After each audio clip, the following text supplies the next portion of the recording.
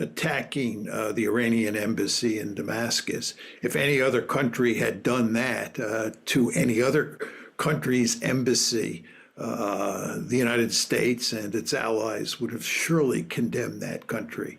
I mean, could you imagine if the Russians had hit an embassy in any country around the world?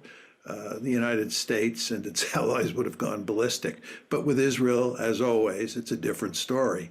The Israelis can do pretty much anything they want and get away with it. Tells you something about Israel's ability to pretty much do anything it wants in international politics and get away with it because the United States will protect it. One cannot see a happy ending to that conflict. They also have an ongoing conflict with Hezbollah on their northern border, which is not going well. And there doesn't appear to be any end to that one either. And then if you look at what's happening inside Israel itself, where there are all sorts of protests and disagreements of one sort or another. To put it more bluntly, there are a lot of centrifugal forces at play inside of Israel. Within Israel itself, there's not wide differences of opinion among most people on how this war should be conducted. This is why the argument that if you get rid of Benjamin Netanyahu, all things are going to change and we're going to live happily ever after make no sense. It really doesn't matter whether you get rid of Netanyahu and replace him with Benny Gantz or Naftali Bennett. The end result will be the same. There are large numbers of progressives, large numbers of young people, and the Arab American community in the United States that is deeply disturbed by what Biden is doing with regard to Gaza. He has to placate the Israel lobby and Israel's supporters in the United States. And at the same time, he wants to try to placate Arab Americans and progressives who might vote against him. What was going on here is, again, Biden was trying to appeal to both sides. When he said it was non-binding, he was appealing to the Israeli side. By abstaining and letting the resolution go through the Security Council, he was appealing to progressives and to the Arab American community. And the question is, do you think that this is going to work? And my answer is no. There is no fix. If he sides with the Israelis, clearly, then he's going to alienate progressives and Arab Americans and others, and this is going to cause him to lose in all likelihood in the fall. If, on the other hand, he sides with the progressives and with the Arab Americans against the Israelis, this will enrage the Israel lobby and Israel's supporters in the United States, and he's likely to lose in November because he alienated those institutions and individuals. Furthermore, 50% of the people who voted for Joe Biden in 2020, this is 50%, believe that Israel is committing genocide in Gaza. So Biden has a huge problem here because he is supporting the Israelis almost completely. It's quite clear to me that Putin was deeply committed to making Minsk work. He wanted to solve the problem in the Donbass diplomatically through Minsk.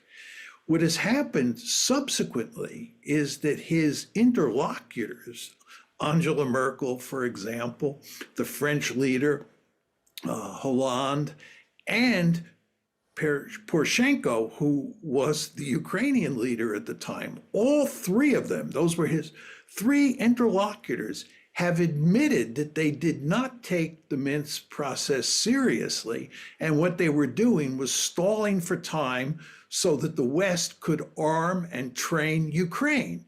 In other words, they bamboozled Putin. And Putin, who argued in good faith, is needless to say furious about what happened.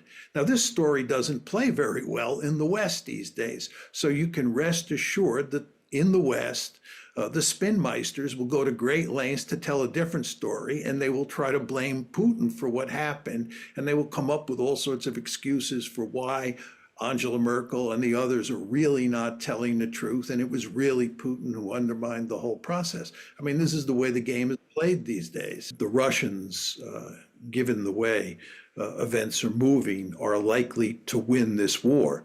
And what the Biden administration naturally wants to do is everything possible to prevent that from happening.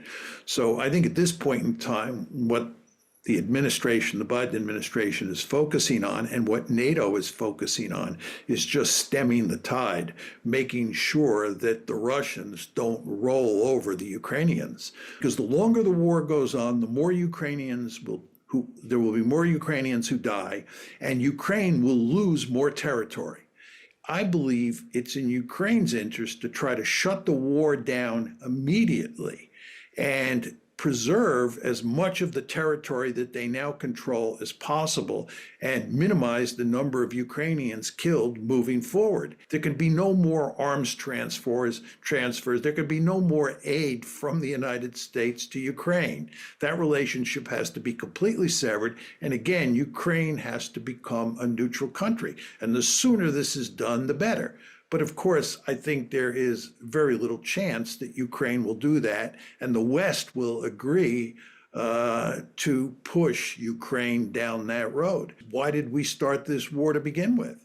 Why did we push NATO expansion into Ukraine when the Russians made it clear that they viewed it as an existential threat? And if we didn't stop it, would lead to war. That was manifestly clear for years. And nevertheless, at every turn, we doubled down. And in late 2021, early 2022, when it looked like a war was about to happen, and the Russians actually made an attempt to solve it diplomatically in December of 2021, we basically told them we weren't interested, and we allowed the war to happen. We're not moving now to push Ukraine to become neutral is hardly surprising, given how foolishly we have behaved in the past. We, of course, meaning the West here, and that includes the United States. Up until 2014, for sure, maybe even up until the war broke out in February of 2022, we thought that we could shove NATO expansion into Ukraine down the Russians' throat.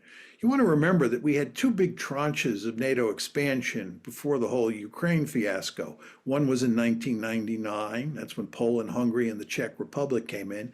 And then we had another big expansion in 2004. War was going to break out. I think we came to the conclusion that we could beat the Russians. I think this is why we told the Ukrainians to walk away from the negotiating table in Istanbul in March, April of 2022, right after the war started. We thought we could beat the Russians.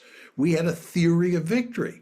Of course, that theory of victory was fundamentally flawed, and things have not turned out the way that we believed that they would turn out. I think almost everybody at this point in time understands that Ukraine could collapse and end up as a dysfunctional rump state, and the Russians could end up controlling. The leaders in Washington who are celebrating the 75th anniversary of NATO are going to want to go to great lengths to downplay what's happening in Ukraine and celebrate the alliance and talk about its wonderful future. So you won't be hearing much discussion of just how desperate things are. We'll tell them in no uncertain terms that that is not possible. And the Germans will do the same. And I think there'll be significant resistance within France itself if Macron tries to do that. You were talking before about the possibility of the West using nuclear weapons to defend Ukraine should the Russians win.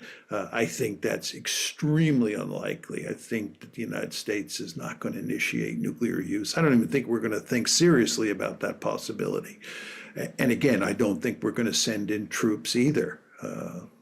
I think that we will just have to accept the fact that we lost. Even if we get a frozen conflict, I think what's likely to happen here is that you're likely to have an intense security competition between Ukraine and the West on one side and Russia on the other side for the foreseeable future.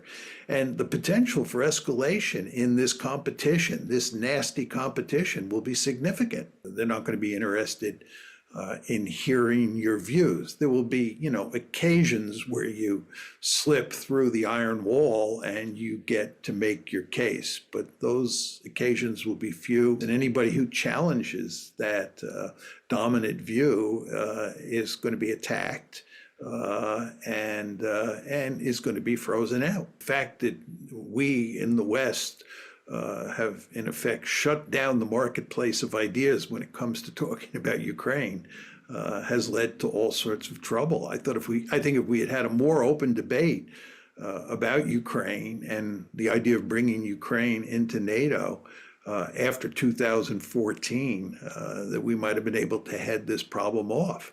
But after 2014, when the crisis broke out, that was February 2014, it became very difficult for people with my view to be heard. And on those occasions when they were heard, they were basically smeared as Putin's puppets or apologists for Russian behavior or what have you.